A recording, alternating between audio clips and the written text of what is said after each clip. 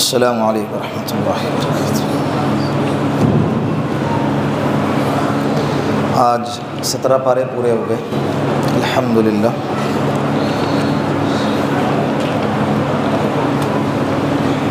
کل قرآن کریم کی تفسیر جنازے کی وجہ سے نہیں ہو پائی، ابھی 15، 16 اور 17 3 پارے کی تفسیر باقی ہے، انشاءاللہ اس کو مختصر انداز میں بیان کر کے ختم کر دیتے ہیں۔ آخری تفسیر کا خلاصہ ہمارا کیا تھا؟ واقعہ معراج، اللہ کے رسول صلی اللہ علیہ وسلم کا سفر معراج یاد ہے نا؟ حضرت جبرائیل آئے اور اللہ کے رسول کو لے کر گئے، وہ سارا پورا پس منظر اپنے دماغ میں تصور میں لے کر آئے۔ اس پارے کے اندر، اس بنی اسرائیل کے اندر صرف واقعی معراج ہی نہیں ہے، بلکہ اللہ رب العزت نے ایک آیت کریمہ ہے جو بہت مشہور ہے، ہم سنتے ہیں بارہا اس کو، وَقَضَىٰ رَبُّكَ أَلَّا تَعْبُدُوا إِلَّا إِيَّاهُ وَبِالْوَالِدَيْنِ إِحْسَانًا۔ اللہ رب العزت نے فیصلہ کر دیا ہے کہ اللہ کے علاوہ کسی کی عبادت نہیں کی جائے گی، اور کہاں ہے؟ اپنے والدین کے ساتھ احسان کا معاملہ کرو، اچائی کا معاملہ کرو۔ پھر اس کے بعد کہا اما یبلغن عندک الکبر، اگر تمہارے ماں باپ بڑھاپے کو پہنچ جائے، احدہما، یا دونوں میں سے ایک بڑھاپے کو پہنچ جائے، او کلاہما فلا تقل لہما اف ولا تنہرہما وقل لہما قولا کریما۔ تو تمہیں چاہیے کہ تمہارے ماں باپ کو اف بھی کر کے مت کہو، ایسا کیوں کیا، ایسا کیوں نہیں کیا، اونچے آواز میں بات کرنا یہ تو بہت اعلیٰ درجے کی قباحت اور برائی ہے۔ اللہ کیا کہہ رہے ہیں کہ اپنے ماں باپ اگر بوڑھے ہو گئے تو انہیں کیا نہ کہو، اف بھی مت کہو۔ مطلب وہ غلطیاں کریں گے، تمہارے مرضی کے خلاف بات کریں گے، تمہارے مزاج کے خلاف کام کریں گے، لیکن اللہ کہہ رہے ہیں تمہیں نرمی کے ساتھ اسے برداشت کرنا ہے۔ کیا کرنا ہے؟ نرمی کے ساتھ اسے برداشت کرنا ہے۔ بڑھاپے میں پہنچنے کے بعد اللہ نے یہاں قید لگائی، بڑھاپے میں پہنچنے کے بعد اف بھی مت کہو۔ اس کی کیا وجہ ہے؟ اس کی وجہ یہ ہے، اکثر و بیشتر جب ماں باپ جوان رہتے ہیں، بچے کھیل کود میں، ہنسی مذاق میں بہت ساری باتیں بول دیتے ہیں، لیکن ماں باپ کے دل پہ لگتی نہیں ہے۔ لیکن جیسے ہی اسی ماں باپ کے بچے جوان، اور یہی ماں باپ جب بوڑھے ہو جاتے ہیں تو جو باتیں بچپن میں کہا کرتے تھے وہی باتیں جب جوانی میں کہتے ہیں تو دل کو چیر دیتی ہے۔ آپ اس کو محسوس کر سکتے ہیں نا؟ جس گھر میں ماں باپ کے آنکھوں سے آنسو گرتے ہیں اس گھر پہ اللہ کی لعنت ہے، اس گھر پہ اللہ کی کیا برستی ہے؟ لعنتیں برستی ہیں۔ اگر یہ دنیا جزا سزا کی دنیا ہوتی نا، اللہ کی قسم، جس گھر میں ماں باپ کے آنکھ سے آنسو بہتے ہیں وہ گھر پہ اللہ اسی وقت عذاب نازل فرماتے ہیں۔ لیکن یہ دنیا جزا سزا کی جہاں نہیں ہے، یہ دار العمل ہے، دار الجزا۔ کل قیامت کے دن اللہ اس کا بدلہ دیں گے۔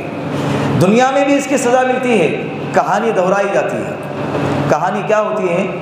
دہرائی جاتی ہے۔ انسان جس طرح سے اپنے ماں باپ کے ساتھ رویہ اختیار کرتا ہے، اللہ کی قسم اس کی اولاد بڑھاپے میں بڑے ہونے کے بعد اس کے ساتھ ویسا ہی رویہ اختیار کریں گی۔ ہاں، بشرطے کہ اگر اس کو بعد میں احساس ہو گیا اور اس نے توبہ کیا اللہ سے، سچی پکی توبہ، اور اس کے ماں باپ بھی دنیا سے چلے گئے، پھر احساس ہو گیا تو ماں باپ کے لیے ایصال ثواب کرتا رہا، ان کے لیے دعائیں مغفرت کرتا رہا، اور ان کے ملنے جلنے والے ان کے دوست احباب کے ساتھ اچائی کا معاملہ کرتا رہا، تو اللہ معاملے کو بدل سکتے ہیں، اللہ معاملے کو بدل سکتے ہیں۔ وَاخْفِضْ لَهُمَا جَنَاحَ الذُّلِّ، جس طرح سے پرندہ اپنے پروں کو بچھا دیتا ہے، اس طرح سے اللہ کہہ رہے ہیں کہ تم اپنے ماں باپ کے سامنے اپنے بازوؤں کو بچھا کے بیٹھا کرو۔ ماں باپ ہیں، کون ہیں؟ اللہ کے رسول نے فرمایا میرا جی چاہتا ہے کہ میں عشاء کی نماز پڑھا رہا ہوں اور میری اماں کمرے سے آواز دے، بیٹا محمد، میں میری ماں کے لیے فرض نماز ہے عشاء کی نماز توڑ دیتا اور میرے ماں کے پاس جا کے کہتا ہاں کہ ماں لبیک۔ 53 سال امی کے انتقال کو گزر گئے تھے، جب اللہ کے رسول مکہ کے سفر میں تھے تو بیچ میں اپنی امی اللہ کے رسول کی والدہ حضرت آمنہ کی قبر آئی، جوان ہو گئے، نبوت ملی، نکاح ہو گئے، کتنے سارے بچے ہو گئے، مدینے کے بادشاہ بنے، معراج کا سفر ہوا، اللہ کو دیکھ کر آئے ہیں، جنت جہنم کا نظارہ دیکھ کر آئے ہیں، اس کے باوجود جب ماں کی قبر پر آئے تو بچے کی طرح بلک بلک کر رونے لگے اور کہنے لگے کہ اماں مجھے تیری بہت یاد آتی ہے، اماں تیری، جن کے گھروں میں ماں باپ ہے میں ان سے کہتا ہوں اللہ کے لیے ان کی قدر کرے۔ ماں باپ جاہل ہوتے ہیں اکثر و بیشتر، تبھی تو جا کے ہمیں پڑھاتے ہیں نا، وہ کہتے ہیں کہ جو ہم پر بیتی ہے وہ ہمارے بچوں پر نہ بیتے، پھر بھی ماں باپ کو کہنا کہ تمہیں کیا سمجھتا ہے، تم تو جاہل ہو، آج کے زمانے کے اعتبار سے تمہاری عقل چلتی نہیں ہے، ان کا ہنسی مذاق اڑایا جاتا ہے، ان کی ہنسی اڑائی جاتی ہے۔ اللہ معاف فرمائے۔ اگر دونوں میں سے کوئی ایک بھی ہے تو ان کی کیا کرے؟ قدر کرے۔ قدر میں سے آتا ہے اپنی زبان کو سی دے، 1000 گلاس پھوڑے کوئی بات نہیں، ارے گلاس کیا، کانچ کا کیا، سونے کا گلاس بھی ہوتا ماں باپ پر قربان ہوتا، ماں باپ پر کیا ہوتے ہیں؟ قربان ہو جاتا، ہاتھ تھراتے ہیں، ان کے ہاتھ میں سے گلاس گر جاتا ہے، کھانا نیچے گر جاتا ہے، کبھی کبھی کپڑے پھٹ جاتے ہیں، کچھ بھی ہو جاتا ہے، یا بچوں کو ڈانٹتے ڈپٹتے ہیں، اپنے ہی بچوں کو ڈانٹتے ڈپٹتے ہیں ان کی فکر کے لیے، تو اپنے ابا کے ساتھ جھگڑے نہ کیا کرے، ابا تمہیں سمجھتا نہیں، بار بار میرے بچوں کو مارتے رہتے ہیں۔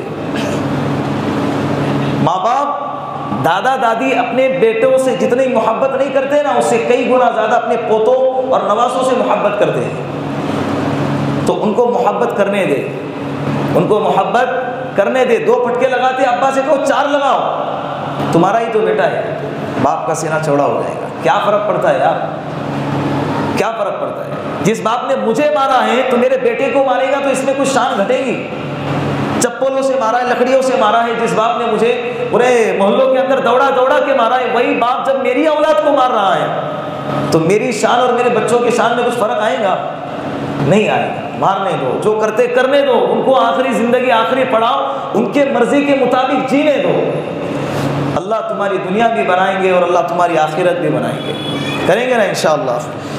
اس کے بعد اسی بنی اسرائیل، سورہ بنی اسرائیل کے اندر ایک صفحہ ایسا ہے، غور سے سننا، بات ختم کر دیتا ہوں، پورا کے پورا صفحہ جو ہے مسائل سے بھرا ہوا ہے، اللہ کی نصیحت، اللہ سمجھا رہے میرے بندوں کیا کرنا ہے اور کیا نہیں کرنا ہے۔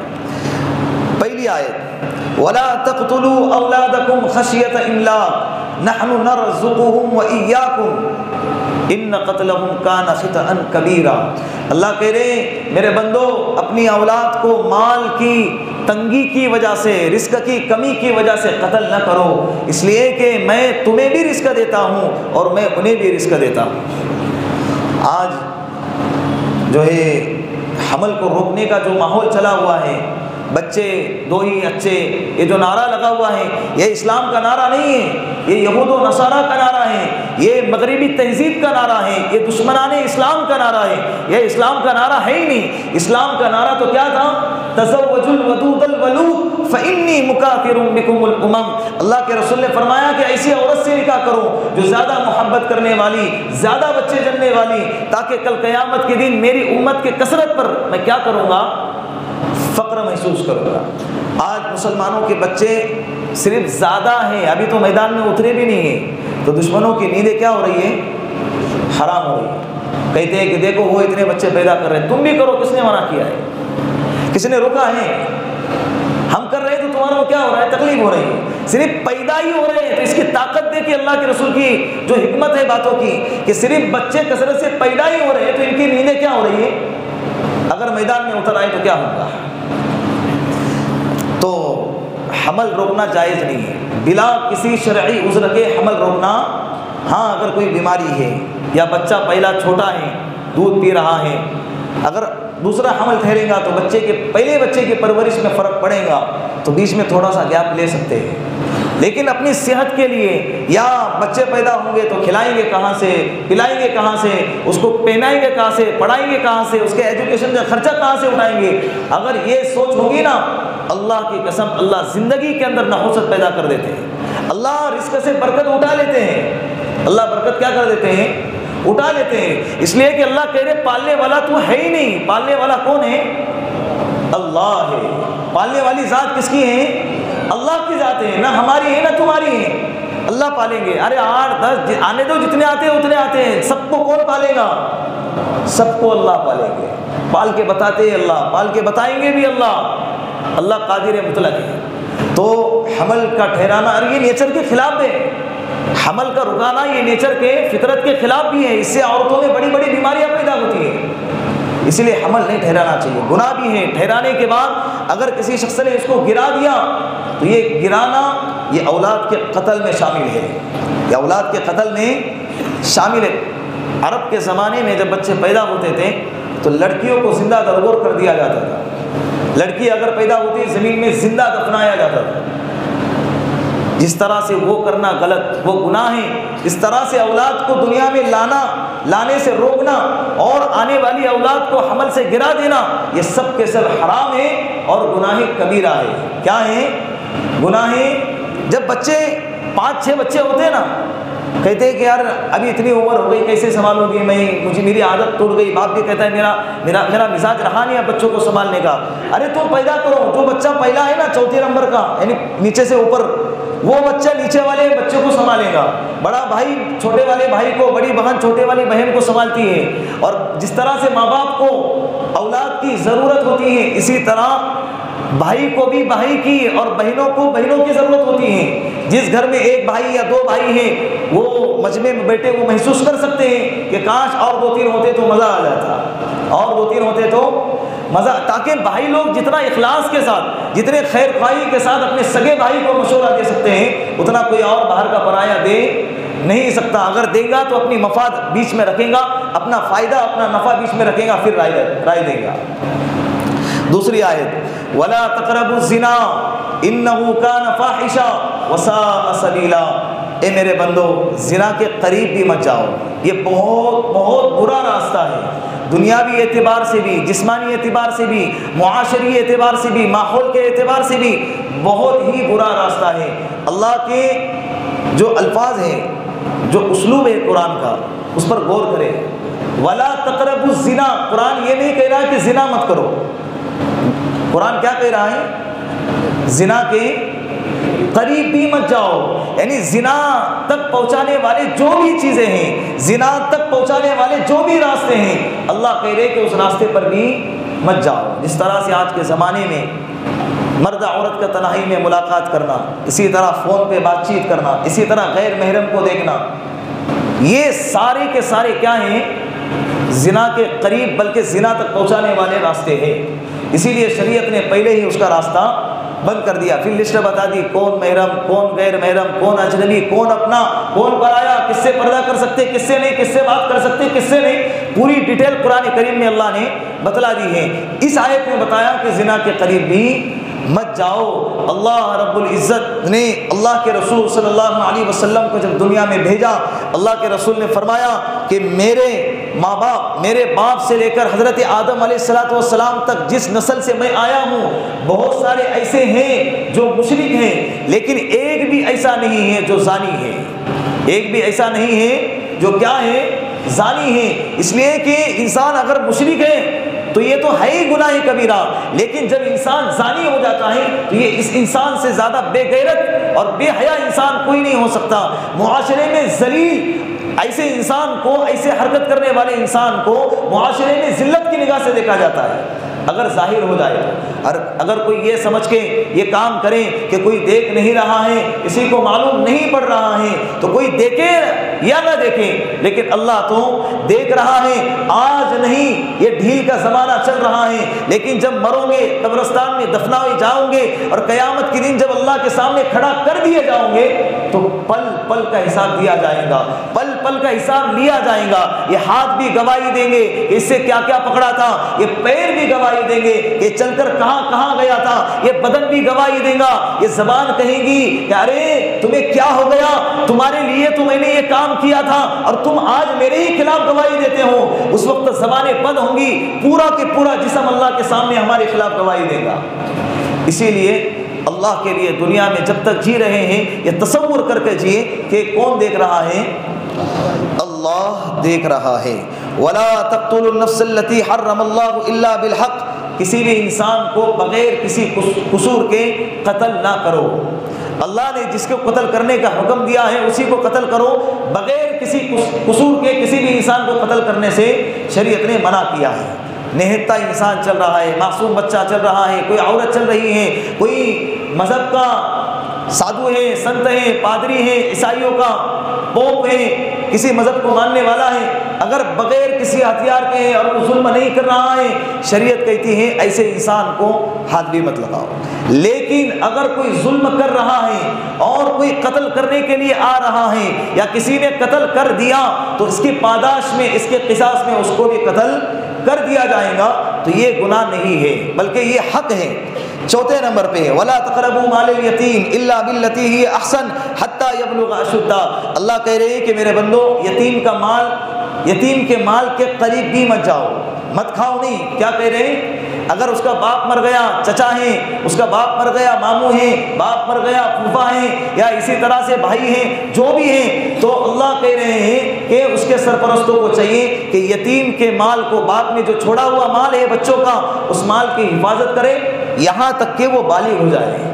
بالغ ہونے تک اس مال کی حفاظت کرنا ہے، اور بالغ ہونے کے بعد اچھے طریقے سے یتیم بچوں کے حوالے اس مال کو کر دینا ہے۔ جو انسان یتیم کا مال کھاتا ہے وہ اپنے پیٹ میں گویا کہ آگ کے انگارے بھرتا ہے۔ کیا بھرتا ہے؟ آگ کے انگارے بھرتا ہے۔ آگے وَأَوْفُوا الْكَيْلَ إِذَا كِلْتُمْ وَزِنُوا بِالْقِسْطَاسِ الْمُسْتَقِيمِ۔ جب تم کاروبار کر رہے ہوں اور ترازو میں کوئی تول کر دے رہے ہوں تو اللہ کہہ رہے ہیں کہ ناپ تول میں برابری کرنا اور انصاف کے ساتھ ڈھلتا ہوا ماپ دے دینا، اس میں کمی زیادتی، اس میں کمی نہ کرنا، یہ بہت بڑا گناہ ہے۔ حضرت شعیب علیہ السلام کے قوم ناپ تول میں ڈنڈی مارا کرتی تھی، پتھروں کی بارش سے اللہ نے اوپر عذاب برسائے۔ بادل آیا، یوں لگا کہ بادل اب پانی برسائے گا، اسی بادل سے جہاں سے پانی برستا تھا اللہ نے اسی بادل سے کیا برسائے؟ پتھروں کو برسا کے ختم کر دیے۔ اللہ کا احسان ہے، یہ نبی ہمارے آخر الزماں کی جو ہے آخری دعاؤں کا صدقہ ہے، ثمرہ ہے، ان کا احسان ہے کہ جو آج ہم پر پتھروں کی بارش نہیں ہو رہی ہے، ورنہ ہم ان سے کم نہیں ہیں۔ پچھلے زمانے کے نبیوں کی جو امتیں ہوا کرتی تھی، جو کام کرتی تھی، سارے کے سارے کام آج ہم کیا ہو رہے ہیں؟ کر رہے ہیں۔ آگے وَلَا تَقْفُ مَا لَيْسَ لَكَ بِهِ عِلْمٌ إِنَّ السَّمْعَ وَالْبَصَرَ وَالْفُؤَادَ كُلُّ أُولَٰئِكَ كَانَ عَنْهُ مَسْئُولًا۔ اللہ کہہ رہے ہیں کہ جس چیز کا علم تجھے نہیں ہے اس چیز کے تہمے مت لگا کر، تیرے کانوں کا سننا، تیرے آنکھوں کا دیکھنا، تیرے زبان کا بولنا کل قیامت کے دن سب کے بارے میں پوچھا جائے گا۔ کل قیامت کے دن سب کے بارے میں پوچھا جائے گا۔ آج معاشرہ جو تباہ ہوا ہے نا، کان کے کچے، زیادہ آنکھوں سے زیادہ سننے پر اعتبار کیا جا رہا ہے، دیکھنے سے زیادہ سننے پر اعتبار کیا جا رہا ہے۔ بات ایک ہے لیکن سنانے والے نے 3-4 اس میں مرچی مسالہ لگا کے سنا دیا، انسان کے دل میں غلط فہمی کی آگ لگ گئی، رشتوں کے رشتے تباہ ہو گئے۔ ہوتا یا نہیں ہوتا ایسا؟ اللہ کہہ رہے کہ جس چیز کا تجھے علم ہے ہی نہیں، چھوڑ دے اسے۔ وہاں کیوں گیا؟ بار بار اس سے ملتا کیوں ہے؟ وہاں جا کیوں رہا ہے؟ نہیں مسئلہ کیا ہے؟ اللہ کہہ رہے تیرا کیا مسئلہ ہے؟ تجھے اس کی نگرانی پر بٹھایا ہے۔ جس چیز کا تجھے علم نہیں ہے چھوڑ دے اس کو اس کے حال پہ، میں دیکھ رہا ہوں نا۔ ان السمع والبصر والفؤاد، دیکھنا، سننا، بولنا، ہر چیز کان عنہ مسئولا، کل قیامت کے دن اس کے بارے میں پوچھا جائے گا۔ آگے ولا تمشي في الارض مرحا انك لن تخرق الارض ولن تبلغ الجبال طولا۔ اللہ کہہ رہے ہیں اکڑ کے نہ چلنا، تکبرانہ چال نہ چلنا، اس لیے کہ تیرے اندر اتنی طاقت ہے ہی نہیں کہ تو زمین کو پھاڑ کر اندر جائے گا اور پہاڑوں کو چیرتے ہوئے اوپر چلا جائے گا، تیرے اندر اتنی استطاعت ہے ہی نہیں۔ اسی لیے اللہ رب العزت نے اللہ کے رسول کو سب سے زیادہ جو حصہ عطا فرمایا تھا وہ حصہ تھا اخلاق کا۔ کس چیز کا حصہ تھا؟ اس آیت میں اللہ نے بندوں کو تواضع کے ساتھ رہنے کا حکم دیا کہ اللہ کے رسول کے سر کے بال سے لے کر پیر کے ناخن تک، صبح سے لے کے شام تک پورا کے پورا جو عنصر تھا، پورا ایک تواضع، ایک عاجزی اور ایک انکساری کے اندر ڈھلا ہوا تھا۔ کوئی بھی دیکھتا تو اللہ کے رسول گردن جھکا کے چلتے تھے، ایسے لگتا تھا جیسے کوئی اتران پہ اترتا ہے نا، کسی نیچے اترنے والے سیڑھیوں سے جب اترتا ہے تو انسان کیسے اترتا ہے؟ سینہ ایسا کر کے اترتا ہے، کیسے اترتا ہے؟ گردن جھکا کے اترتا ہے۔ اللہ کے رسول ہمیشہ ایسا چلتے تھے جیسے کہ کسی اتران پہ اتر رہے ہو ہر وقت۔ تو اسی لیے اپنے انداز کے اندر، اپنے مزاج کے اندر تواضع، عاجزی، انکساری پیدا کریں۔ تواضع کا مطلب ہے کہ میں کچھ نہیں، تواضع کا مطلب میں کچھ نہیں۔ یہ بنی اسرائیل کا مسئلہ ہو گیا۔ آگے سورہ کہف ہے، اس کے بعد سورہ مریم ہے، اس کے بعد سورہ طٰہٰ ہے، پھر آج 17واں پارہ پڑھا گیا۔ انشاءاللہ کل سورہ کہف پہ بات کی جائیں گی۔ اللہ عمل کی توفیق عطا فرمائے۔